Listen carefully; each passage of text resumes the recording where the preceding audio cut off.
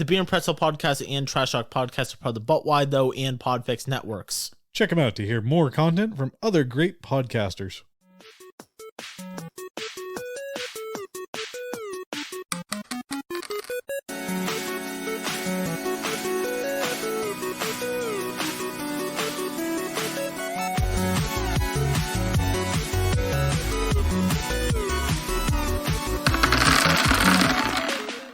This is the Beer and Pretzel Podcast, a podcast devoted to introducing you to new one-shot RPGs. Today I'm joined by Brad and Becky, and we're playing with Ben, who in our first podcast that will be not GM'd by me, I'm going to be joining Brad and Becky as a player, and we'll be playing Ma Nishtana. And Ben is joining us all the way from Japan. Ben, thanks, first of all, for reaching out to us and running this game for us. I'm very excited to be a player for once. I'm so excited to be here. Becky and Brad and Austen, y'all are fabulous, and I'm so glad to be here. Our distinguished guests at home can't see this, but I have a face that's brimming over like a fountain. So I'm so happy to be here. So Ben, thank you so much. If people have not listened to already, a week ago we released a episode where me and you were talking about Ma Nishtana in an interview about RPG creation and, of course, this game. If people have not listened to that, they should check it out already. But if you have not listened to that episode already and you've not heard about Ben's game, Ben, can you talk to us a little bit about what are we playing today? Oh yeah, so this is a really fabulous experience that we're going to be doing, and so Ma Nishtana is why is this night different? I can't even say the name of my game. Is a game that was created by my cousin Gabrielle Rabinowitz and I, and it's going to be a game that's filled with art by a Turkish illustrator called Catherine Dürüm, and it's modeled on the Passover Seder that we celebrate at home in our family, because Gabrielle and I are cousins, and so you go to her house in New Jersey and have a really creative dinner, and our families are really funky and weird. Our grandparents were naturists, they're hippies,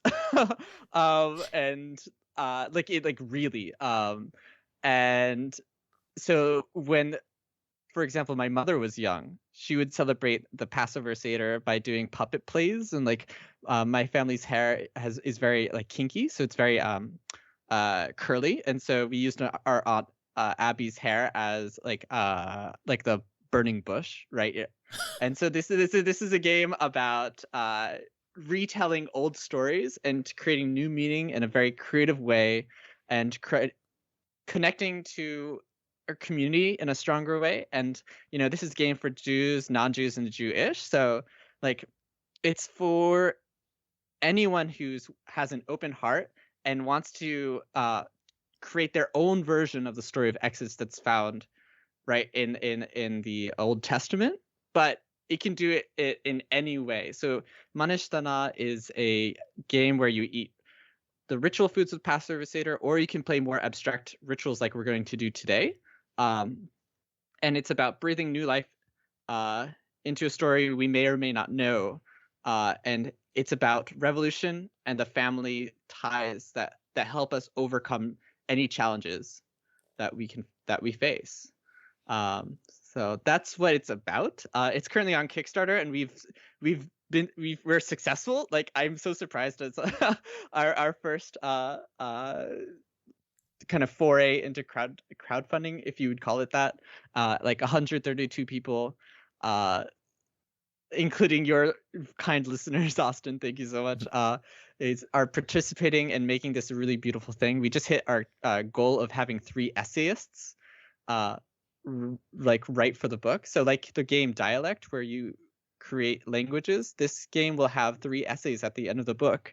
So there's certain breaks built into the game, because it's a series of scenes where you hit the narrative beats of Exodus. And there's certain places where we, say, oh, this would be a great time to have a break, y'all. And if you want, here's a few actions. You could sing, you could eat a meal together, right?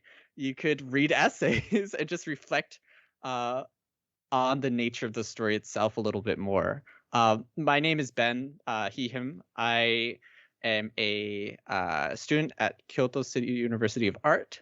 I love games. I love LARPing, which is I have a lot of LARPer friends in Vermont, where you are, and by a lot I mean like 3, but that's a lot for me. That's a lot for That's, Vermont. I was going to say that's a lot for Vermont. Yeah, I know.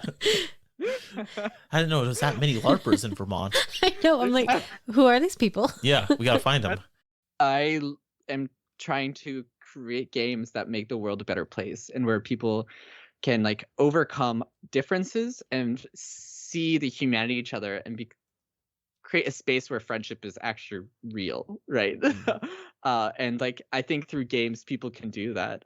Like, as folks who own a gaming store, Becky and Brad, you understand, I think, the way that games can bring people together. Yeah. And, Definitely. I definitely think like games that like have fighting is great. It's about like overcoming challenges, and this game, it'll have like, perhaps if we like fighting in it, but it can be just like a meditation on what it means to leave a place that you don't know and find a new home, right? Because we can do anything this story. It could be juice in space, right? It's the structure of it that creates and anchors the themes of Passover for us, which is revolution, family, and finding your way in the world together. Like you said, this is a game that is on Kickstarter right now.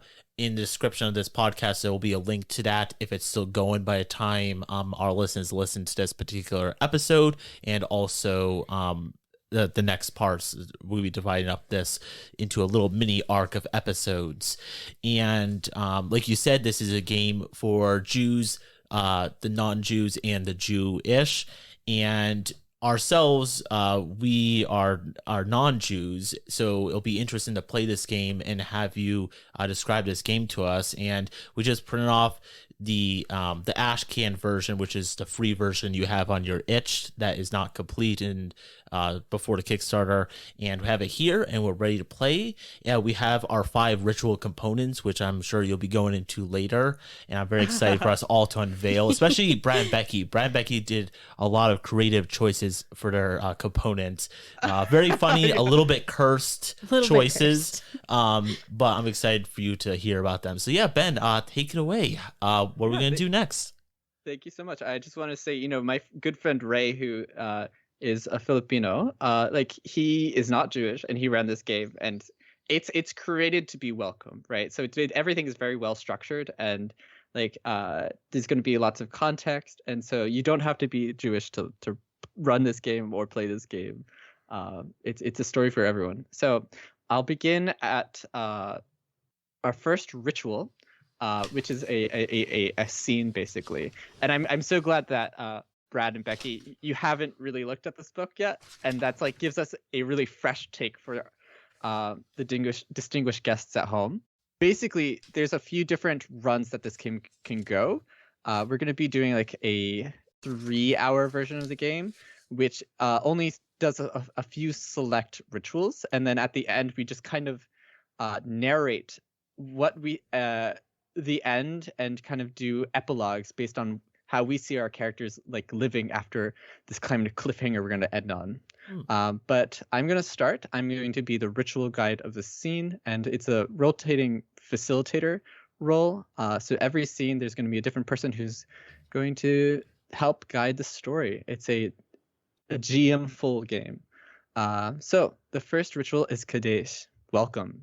Starting the ritual, and I'm supposed to say, welcome. Thank y'all for coming. We are gathered here to tell anew the tale of the Hebrew exodus from Egypt, share in the fight for freedom, and discover the power of collective action. And then I'm going to lead a discussion on the following topics: the expectations of the game, the tone, how this is played, the kind of run of show, and safety tools. And then we're going to remind everyone that while Hebrew words appear throughout play, we can pronounce them however is natural for you. like for example, Austin and I pronounce the title of this game differently, and I think that's totally fine. Yeah. It's welcome. In the text, the authors, or we omit the O from the name of God in line with Jewish custom, but this does not change the word's pronunciation. And so expectations. This game takes liberties with the conventional narrative of Exodus. You may find the story you create or we create together turns in new and unexpected directions. As a group, how much are we comfortable diverging from convention? We're pretty unconventional. That is true. If anything, we're unconventional. Yeah. So Okay, let's go hog wild. Yeah, let's do it. So the tone of the game. So do we want this to be like lighthearted telling or delving the depths of the soul? How miraculous will we make our world? What are we feeling right now? I'm feeling pretty lighthearted. I'm not sure that I have the intestinal fortitude right now for something heavy. yeah, okay. I agree with that. I feel that. Yeah, I'm done. We had a little bit of that. Was it kimchi? Austin tried kimchi for the first time today. And yeah, Oh wow. yeah, How I is it? definitely want something kind of lighter, as my stomach is kind of It's kind of been messed up by What? this. So I definitely had want something more magical and lighthearted. I think that will be more in line with us. I don't think Austin eats a lot of fermented foods. Austin No. also doesn't eat anything spicier than mayonnaise. It's true. So What? kimchi to him, I would say, was spicy to you. Yeah. Oh yeah, it was. Yeah. Wow. Yeah. Water is too spicy for me. Oh no. But yeah. We were just as Becky and Brad know, like before we got on the air, we were talking about breakfasts. And I had lots of kimchi for breakfast with my rice and natto. Yeah, it was really good. I'm so glad that you're widening your aspirations, Austin. Your field of food, if you will. Yeah, I enjoy trying new things. Just when they're a little spicy, it's a little bit too much for me, but it wasn't that bad, honestly. And I think we're gonna have more of it later once we get to the component section. Not to derail things, but we like to play a game sometimes called Is It Spicy? Where we have two things that look the same, and one is spicy and one isn't. And they forced me to eat one of them. We don't force you. We ask you if you would like to guess which one is spicy, and you take one willingly and try it. So, Austin, I kind of don't want to know, but how do you feel about this game that they play on you? It's okay. It's kind of interesting, but yeah, I just kind of play along with it. But You're a great sport. It's mostly because I'm a little competitive, so I try to look at these things they give me, and I try to deduce if which one is the one that's not spicy. Because I think I'm a great detective, but most times I'm wrong, and I end up burning my throat. And Oh no! to be fair, though, we eat the one that he doesn't. So if he chooses right, then we have to eat the spicy snack. True. So That's true, but your tolerances may differ. that is a fair point. Yeah. I can totally see the perspective, the system mastery kind of aesthetic of play that you have, Austin. That's very cool. You just discussed the tone, how to play. So basically, this is kind of like a play insofar as we go throughout the guidebook. And it's a guidebook, really. It's not a rule book. So like if we make mistakes or we just forget about rules or we just ignore them completely and decide to do our own thing, this book is to guide us, not to tell us what to do.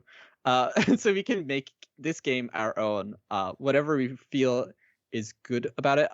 That being said, Gabrielle and I have worked on this for the last 3 years. So like we even just like one piece of wording, we just kept going back and forth on how to say a few words. Hundreds of times actually. But so we have taken a lot of care to craft this. But if you want to make it your own, that's like totally fine. How to play, and so we're gonna have a rotating game where each scene is going to be guided by someone else, and the game is going to help you along the way. So whatever happens, how you feel about play is most important. And we're going to go into safety tools for a little bit. And so we want a lighthearted game. So I imagine a lot of these will not come up at all. Lines is something you don't want to have happen. Yeah, it's like not in the story at all. Avails could be like in the game world. It could be in the story, but we're just choosing not to role play it, right? And ask is like, it can be something that you can happen. Just ask first, like romance. I know, it's like, do I really want to be in a romantic, like have a romantic romance with character? Please ask first. Is Sure. something I'm gonna mark. Hello, hello, hello. So we're back. And we did lines and veils. And so here's what will not be in the story at all. Our lines are extreme violence, torture, eye injuries, harm to animals, self-harm, sexual assault, and suicide. And then things that may come up, but we're just not going to focus on or roleplay, is gender bias, gore, harm to children, or racial discrimination. And then ask first is romance and sexual interactions. And so that's going to be our first safety tool. Our second safety tool is the X card, because we're in a writer's room, basically. So if you have anything that you just want to X out from the story, you just take a nice white pen. You can just say X card, or say cut, or you can say let's not. What's really important to this game is a special word called wait, wait, wait. And this is something that we've created based on how our family speaks at our table, where it's this constructive cacophony of voices that are like interrupting and making suggestions and asking questions. And so if you ever say wait, wait, wait, you can just say, I have a question I don't understand, or I have a suggestion for a scene. I'd like to backpedal this, or I have a cool idea. And so I want everyone to have a chance to give it a try if you would like to. So could we all say wait, wait, wait as loud as we can? Sure. Distinguished guests at home, please forgive me. Ready? 3, 2, 1. Wait, wait, wait. Wait. And so you can just say wait, wait, wait. Beautiful. And so we've already done the ritual action of the scene, which is opening the character keeper or going through the book and doing lines and veils. And so I'm going to end the ritual, and I'm going to close this ritual and pass the role of ritual guide to Austen if you'd like to take it away. Sure. Or you can just pass it back to me if you feel uncomfortable. No, I'm okay with that. The next ritual is Mageed, the story of Exodus. We now take turns reading aloud portions of the story of Exodus to establish a common reference for the story we will tell. Many, many years ago, the children of Israel thrived in the land of Egypt. But there came to be a new Egyptian king, a pharaoh, who saw in the Hebrew people a threat. They did not worship him or his gods, so the pharaoh bound the Hebrew people with chains and drove them with a lash. He oppressed them with harsh labor. Even still, Pharaoh feared the strength of the Hebrew people. He decreed that all Hebrew boys be executed, lest they one day rise up in arms against him.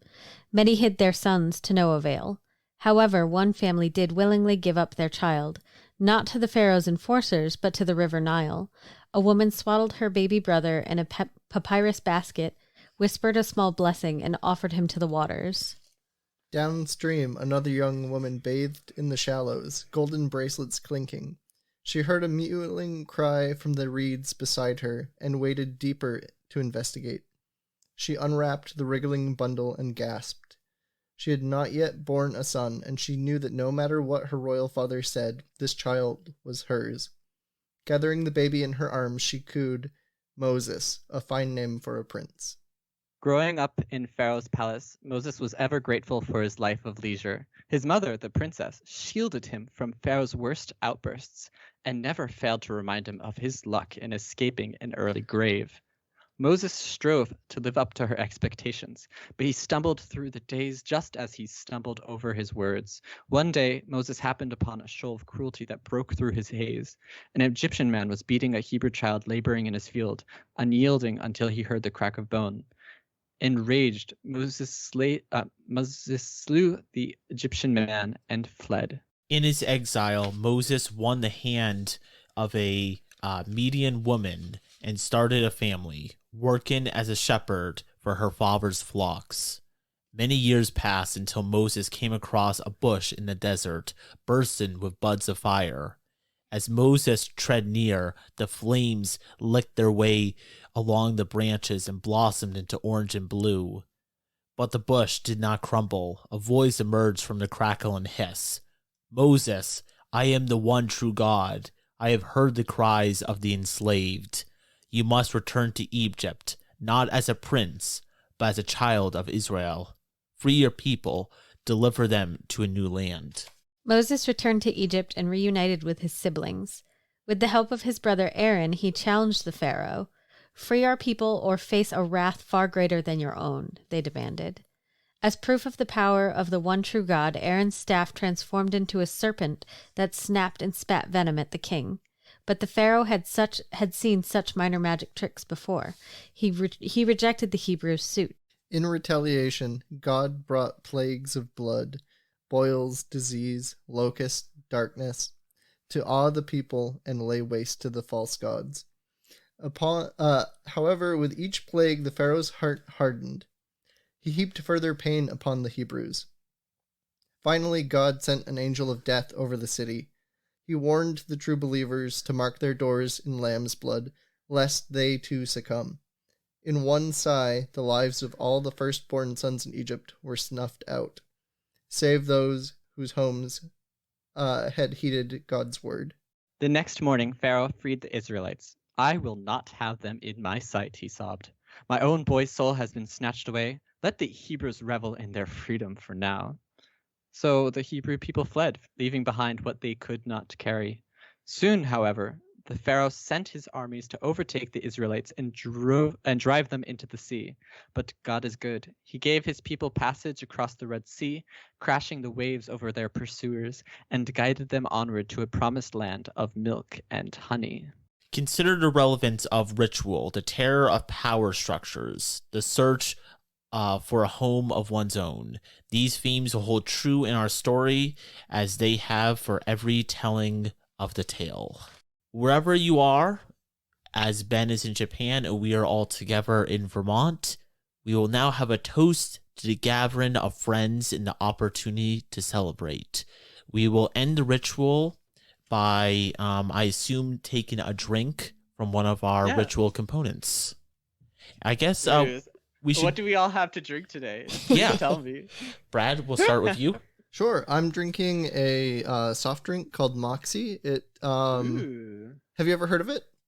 No. So it's very popular in New England, especially in Maine. I grew up drinking it with both of my grandparents or my grandfathers. Oh, wow. So this is like traditional. Yes, yeah. At one time, it was more popular in the United States than Coca-Cola, but during the Great Depression, Moxie invested all of their money into sugar so they could produce more Moxie, and Coca-Cola invested all of their money into advertising, so they became more of a household name. Mm. And Becky, what are you drinking today? So it's funny because I picked my drink before I realized you even lived in Japan. It's sake. Or sake. And you can see on our little camera that it's in a panda cup. I found it at our co-op and I just had to have the cup, but I just hadn't gotten around to drinking the sake yet. I also, I have a red vine in it on accident because my red vine straw disintegrated. And today I am drinking a little harder than you guys are, literally Jack Daniel's Southern Peach. Well, actually, no, it's probably around the same as your sake in terms of alcohol. But it's basically just a fruity drink, but Southern Peach flavored in a tall boy can, and it's pretty good. And what are you having, Ben? Well, I did have chamomile tea, but I ran out of it. So, like at our brief break, I got water. Are you a big tea drinker? I am a big tea drinker. So a toast, everyone. A toast. Toast. To the gathering of friends. To the gathering of friends. Clink. Cheers. And Clink, we clink, give clink. you a cheer from across the ocean. Yeah, across the pond.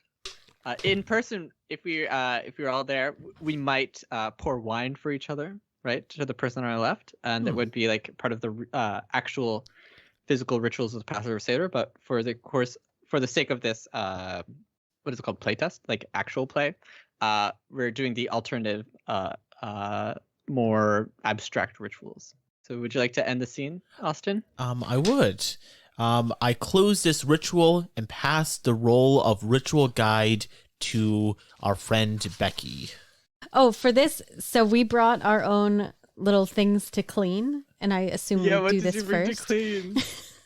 So, this was the hardest part because we'd gotten the list of things that we needed, and I couldn't find anything to clean. And we joked that we were going to bring our friend's hard drive and we were going to wipe it.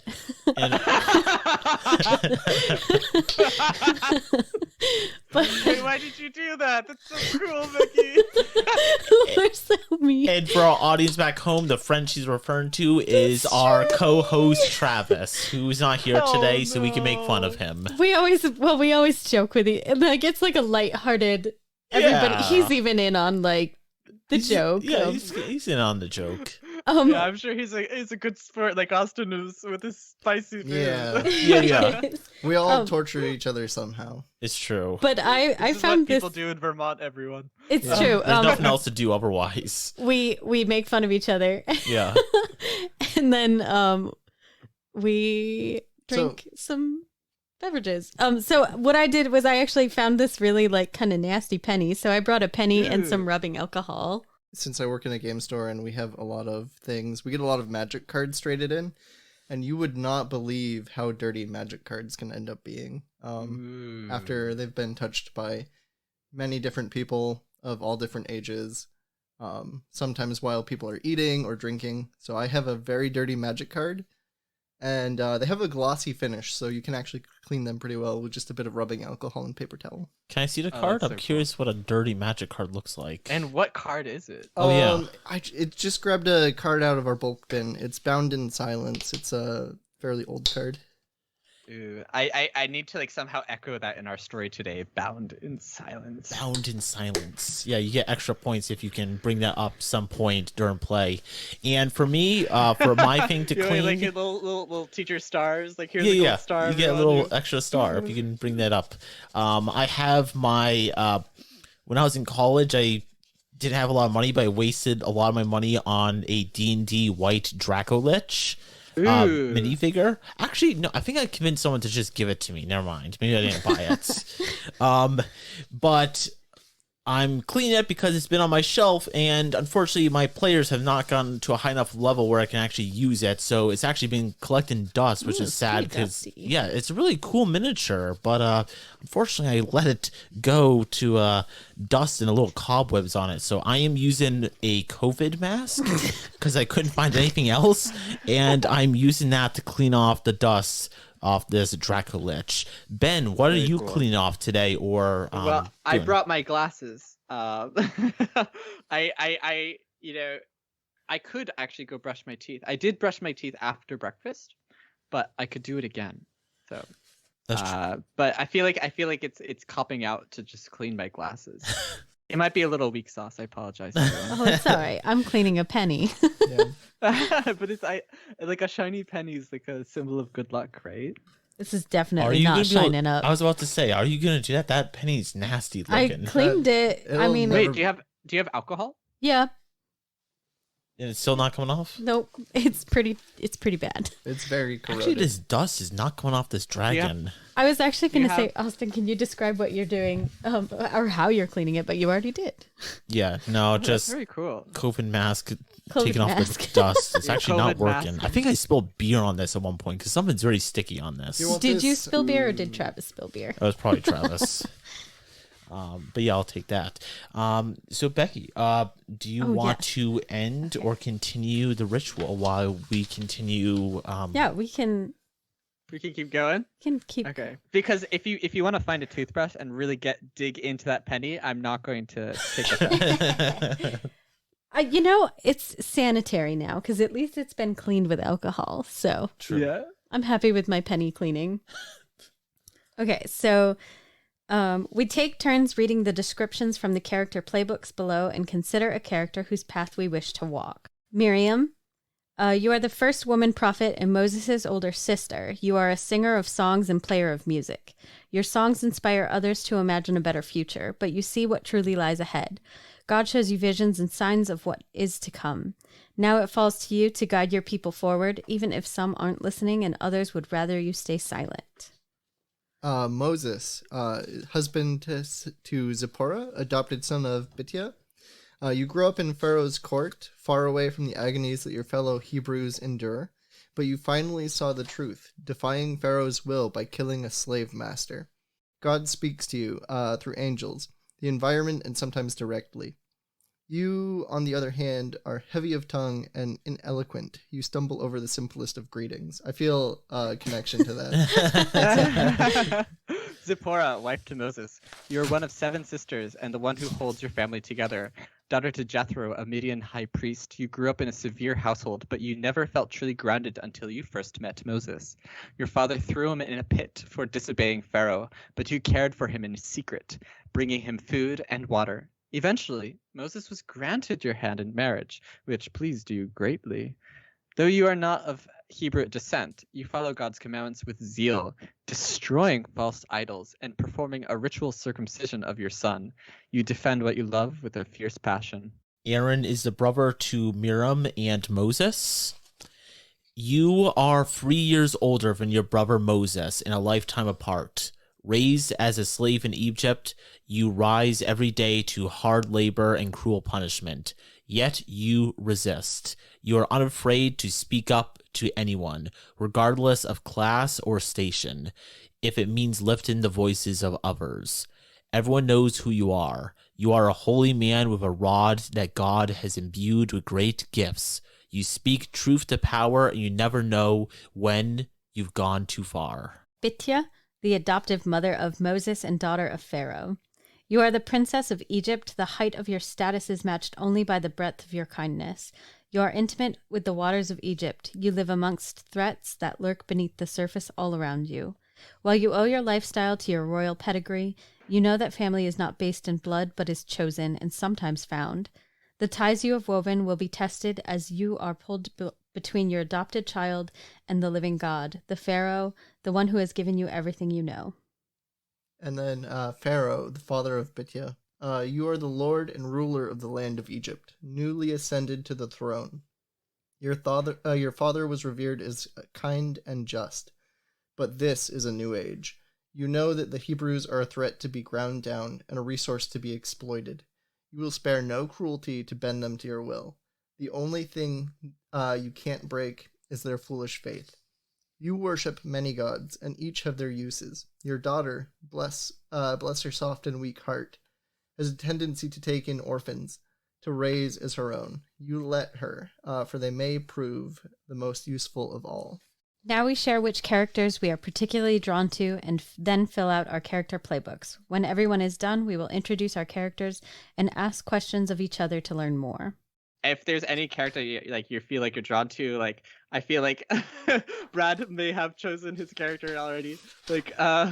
But we can set this in Egypt, but also it could be anywhere. Like if we want to set this at a game shop, that would be super cool. Like I have not played in that kind of setting before, and we'll just interpret whatever we want.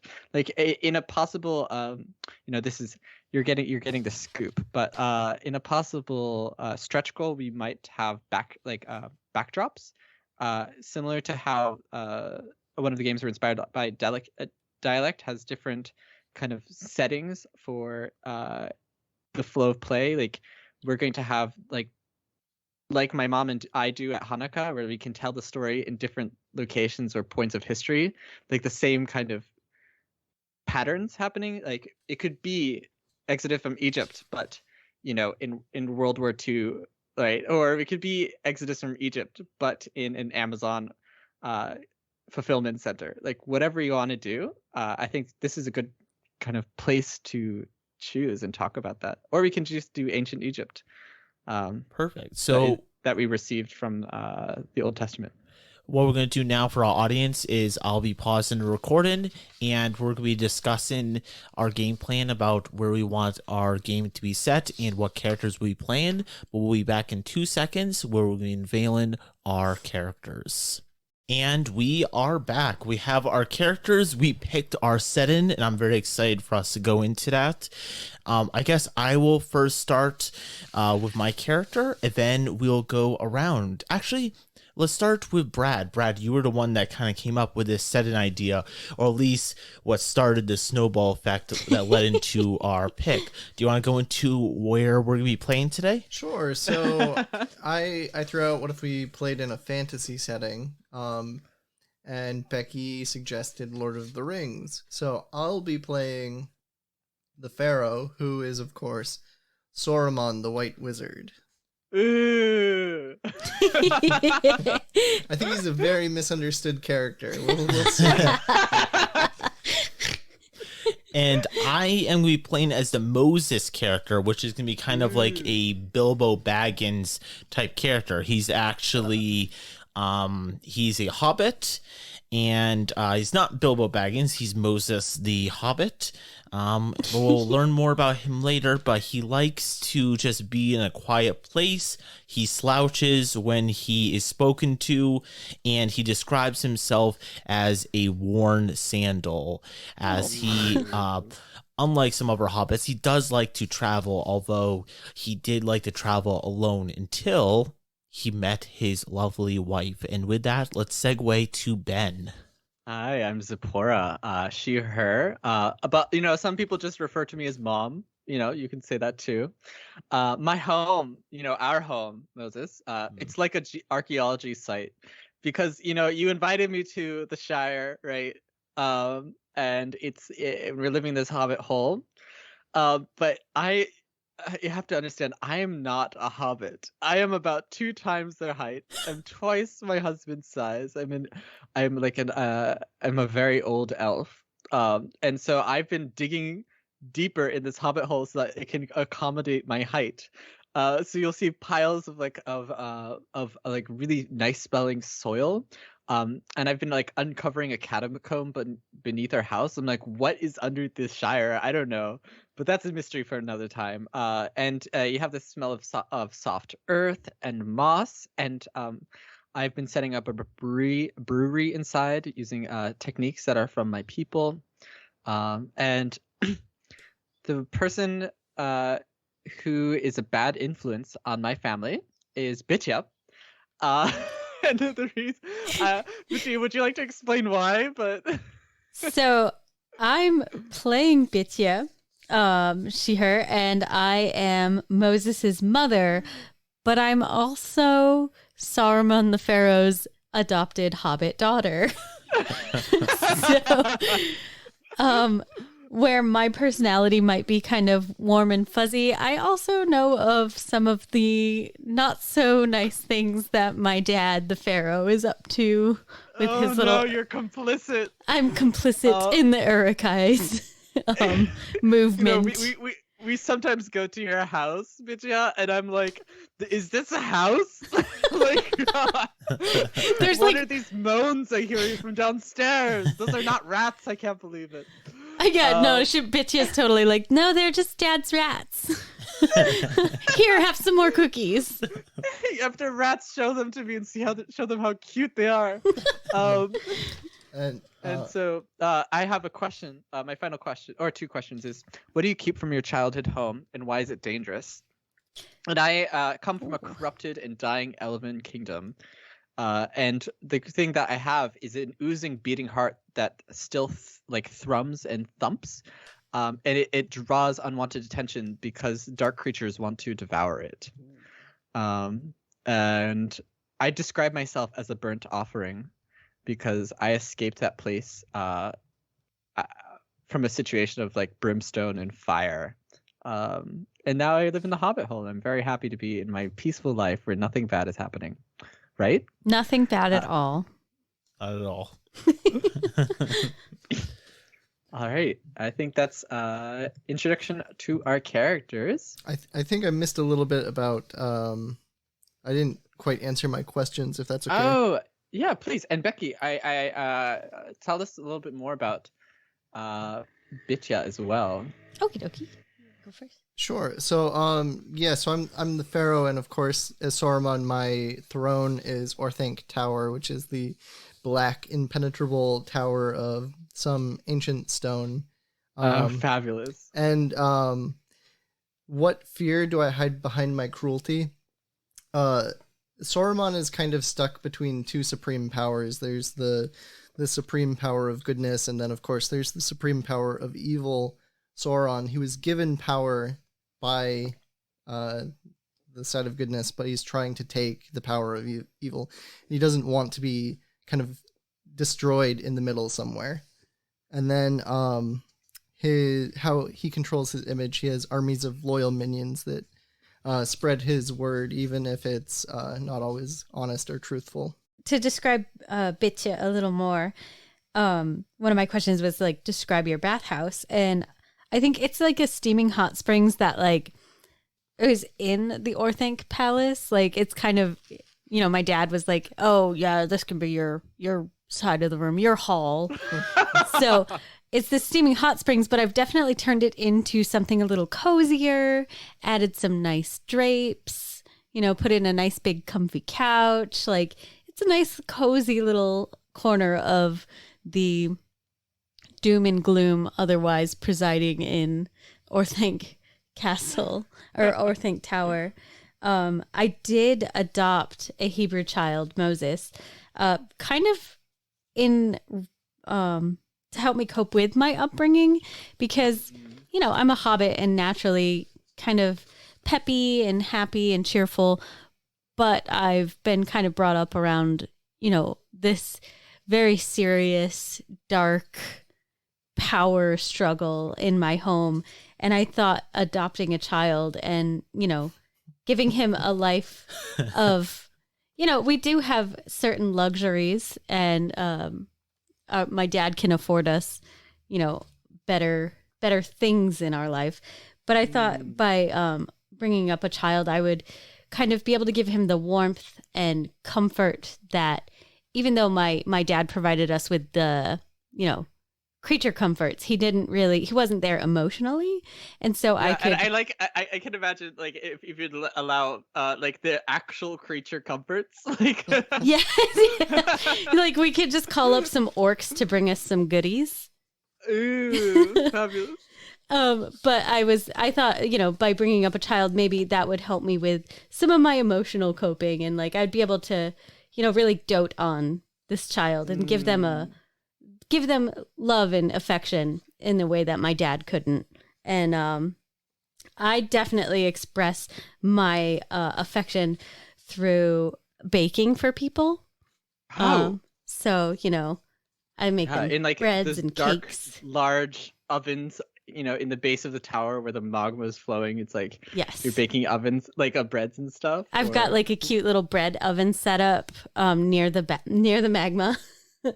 And then the orcs will bring in like huge sacks of flour for me, and they actually help me grind them. They grind the wheat down into the flour. That's nice of them. Yeah. Huh.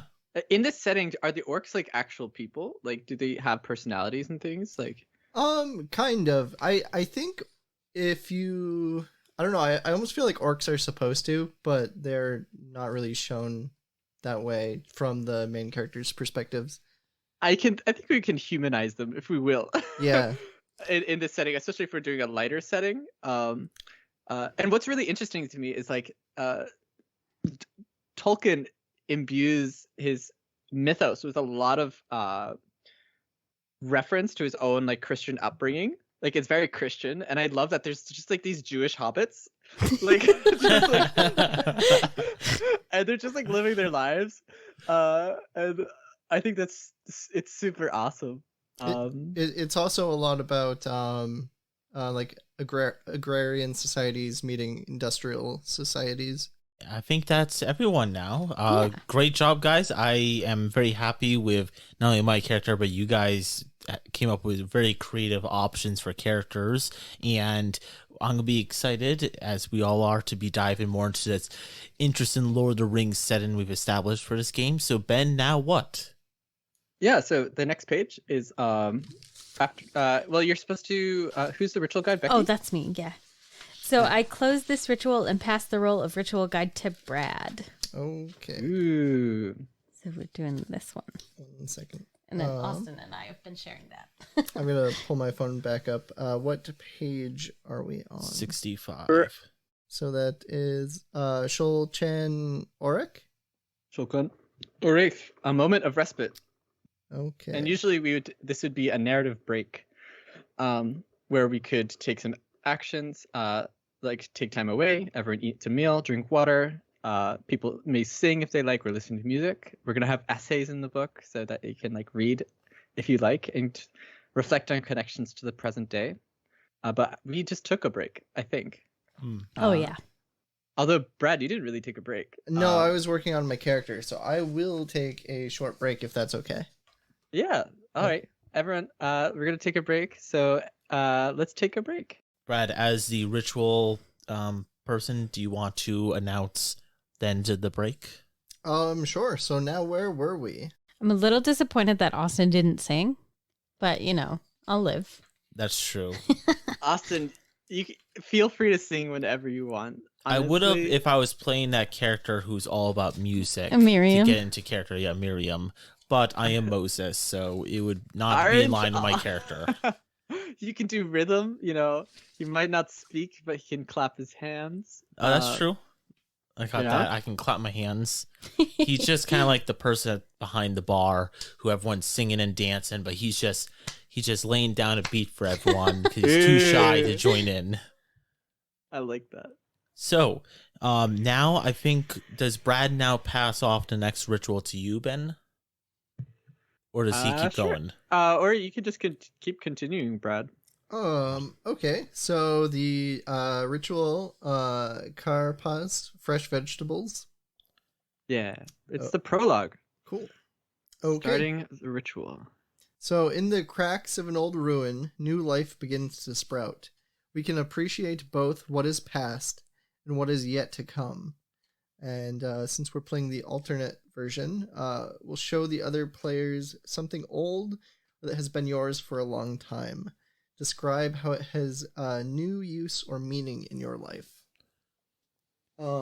Okay, so I have this. It's a weird, like, acrylic diamond that's very large.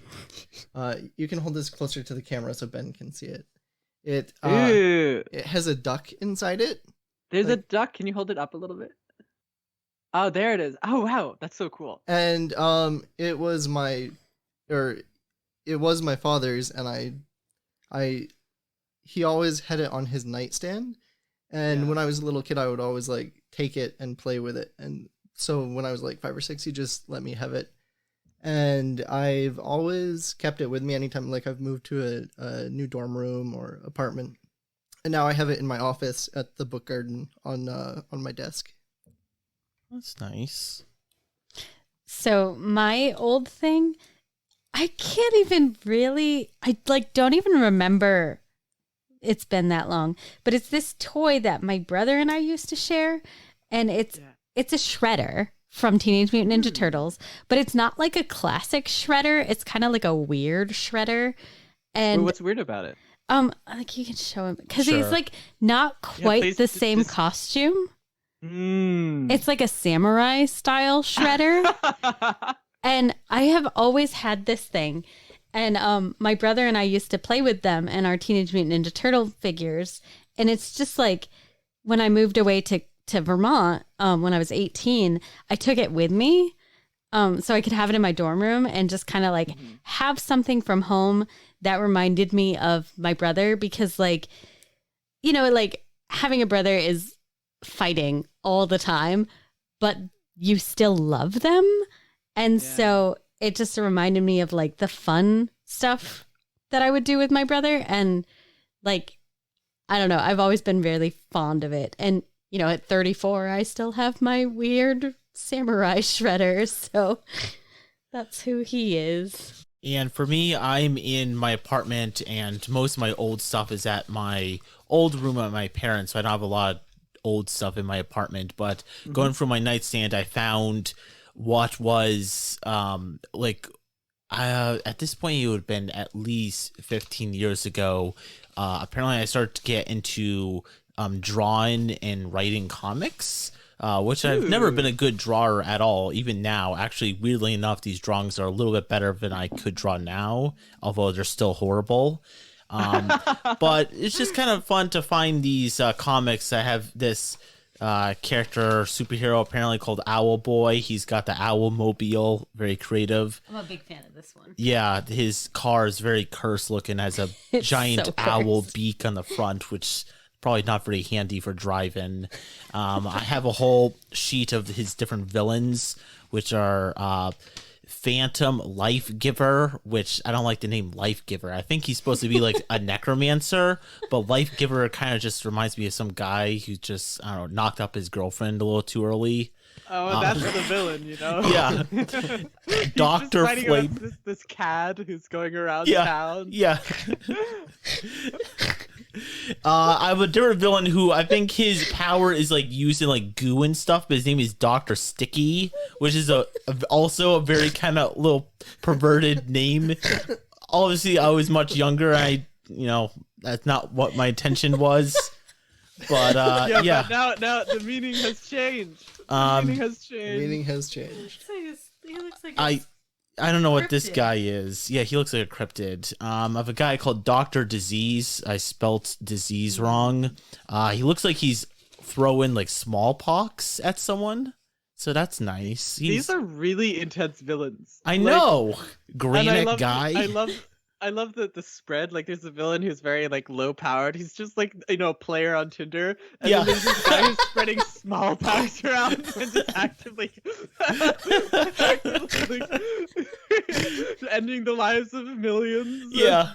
Oh no, Dr. Disease brought COVID. No, we're not going to go there. Ben, talk to us about your ritual component. Ooh. So the thing that has been my life for a long time it's changed its meaning. It's like I have this pack of I got 4 years ago before I left home. And like I haven't seen my parents in a long while, but one of the things my mom gave me was like, oh Ben, you're gonna need this, was deodorant. And so I've had this like these multiple stacks of like bars of deodorant that I go through slowly because I don't really need that much. But it's like it's things that it's Old Spice, and you can't find that in stores around here. And whenever I smell it, I'm like, oh, the Old Spice of my mother. Oh, This is like the old country. So that's the new meaning it has in my life. That's funny. It's really good. Oh, that's nice. You still have that. I have a little bit of my mom underneath my armpits. That's Brad, start the next step for the ritual guide. Oh, yep. As I will now guide several short scenes, flashbacks set some time before God calls us to act. They might depict a moment that characters first met, or a moment of intimacy or conflict. Each character will appear at least once. If you are not in a scene, you are invited to ask questions and make suggestions. So do we choose, or do we do these 3 scenes in order, or... I think a flashback, a Hebrew in a Pharaoh's hall. I think that would be interesting to play. Oh yeah, that'd be super cool. And I think a cruel decree is handed down to the Hebrew people, So- or in the cultures clash within a family. So it might be like family. You've invited the family over to the tower, Saruman's tower, and there could Ooh, be yeah. some conflict there. Mhm. What inspires y'all? That's what I was I like thinking. that one. Yeah. Yeah. I was thinking when I saw that, I was like, that would be cool if Saruman invited some of us over to his tower, then things will happen. So I think we should go with that. Okay, so do I go on to setting up the scene now? Yeah. Okay. So in this scene, I'll be guiding a discussion, and I think that probably all of us are in the scene since the cultures are clashing. Yeah. My daughter has invited her son home, and he's brought his wife for the first time to meet the family. I love that. And for the next section, it says what ritual objects are on display and how do they let you know you are not welcome here. I think it might be interesting if there's some kind of anti-elf thing. Either maybe if we want to go dark, like the bones of an elf is on display in your tower or something Oh else. yeah. Or it's like what if the Saruman's like little throne, his pedestal is just like literally just the bones of elves. Ooh. And Yeah. aren't the Urukai or the orcs like originally like kind of like mutated elves in general? Like elves that were brought deep underground and experienced, great evil and whatnot, so they kind of like over the eons. Oh. Yeah, they're the elves who went to public school, you know? Yeah, so like probably just the being like at the house and like surrounded by the Urukai is probably kind of an affront for an elf. No, I like that. Yeah, no, that's a good idea. And then elf bones. Yeah, so this is I just want to make sure because you want a lighter tone. This might be going into some serious territory, and my character is going to take this very seriously. Okay. So Of course. if y'all feel good about that. Oh yeah, it's totally fine. Yeah. Okay. If you have any suggestions on how to lighten it or changes, I think- or if you're fine with I it. think there's gonna be some dark comedy Okay. Yeah. coming out anyway. So I feel like Bitya would try to throw her little hobbit cloak over the throne, but it's obviously a hobbit cloak, so it's not big enough. Oh, true. Yeah, so I'm going to bring you in. I'm hoping to introduce you to everyone, and I'm leading you through, and I am very oblivious to the fact that there is the occasional, like, elf bone on the ground, or also eventually once we get to this elf Those bone are chicken throne. bones, right? Yeah, they're chicken bones, yeah.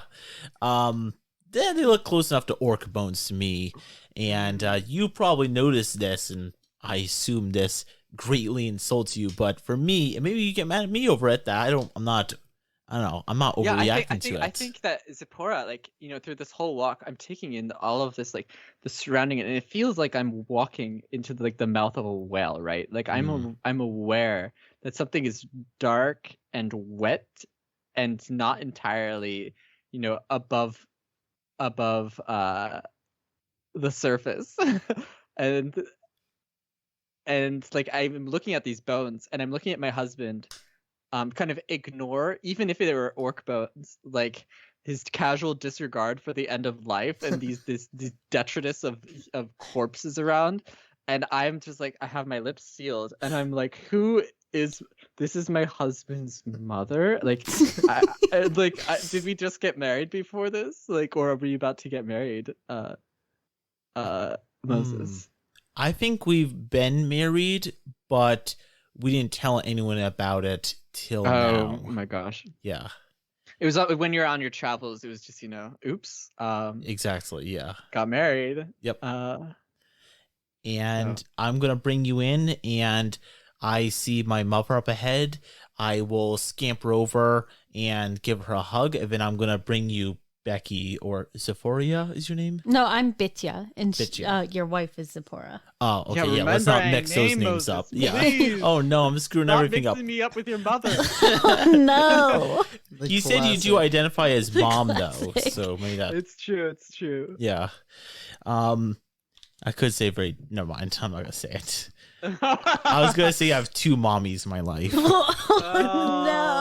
but I'm not gonna That's say the that. husband I've chosen. This is my son. This is my son. Mother, I'm finally home.